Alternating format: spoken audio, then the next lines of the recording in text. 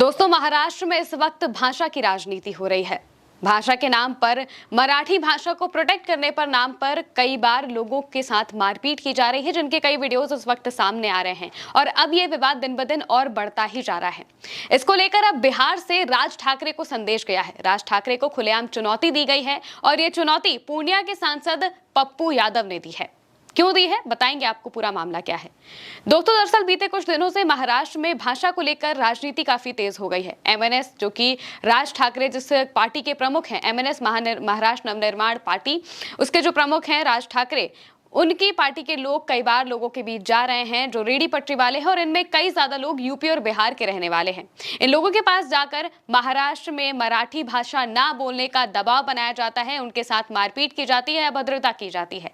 और इसको लेकर राज ठाकरे मुखर भी होते हैं। वो सीधे तौर पर कहते हैं कि महाराष्ट्र में लोकल लोगों को और मराठी लैंग्वेज को हमेशा आगे रखना चाहिए और इससे बहुत ज्यादा डिस्प्यूट क्रिएट हो रहे हैं। इसको लेकर अब पप्पू यादव ने सीधे राज ठाकरे को चैलेंज कर दिया है। क्या कहा है उन्होंने, पहले आपको वो बताते हैं, इसके बाद बताएंगे कि इसके पीछे की कहानी शुरू कहां से होती है। दोस्तों, पप्पू यादव ने इसको लेकर एक्स पर पोस्ट किया।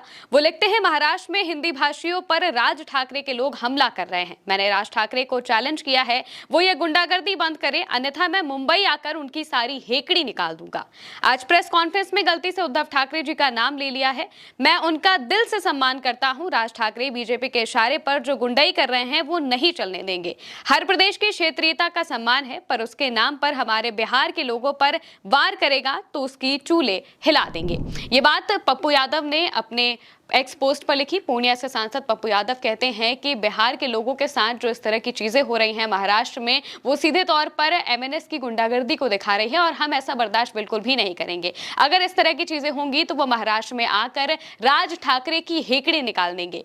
उन्होंने इस बीच बीजेपी पर भी निशाना साधा। उनका कहना है कि बीजेपी की शह पर ये सारी चीजें हो रही है क्योंकि महाराष्ट्र में बीजेपी की ही सरकार है और बीजेपी के ही राज में देवेंद्र फडणवीस बोल तो देते हैं कि हम कार्रवाई करेंगे, लेकिन जमीनी तौर पर कोई कार्रवाई कहीं नहीं होती। एमएनएस के लोग अभी भी लोगों के पास जा रहे हैं। कई ऐसे वीडियोस अभी भी सामने आ रहे हैं जिनमें मराठी ना बोल पाने को लेकर लोगों के साथ मारपीट की जाती है और इस वजह से ही पप्पू यादव ने यह पोस्ट किया है। अब अगर इस पूरे विवाद की जड़ की बात करें तो यह विवाद उस वक्त से शुरू हुआ है जब महाराष्ट्र की सरकार ने एक बहुत ही कंट्रोवर्शियल फैसला ले लिया था।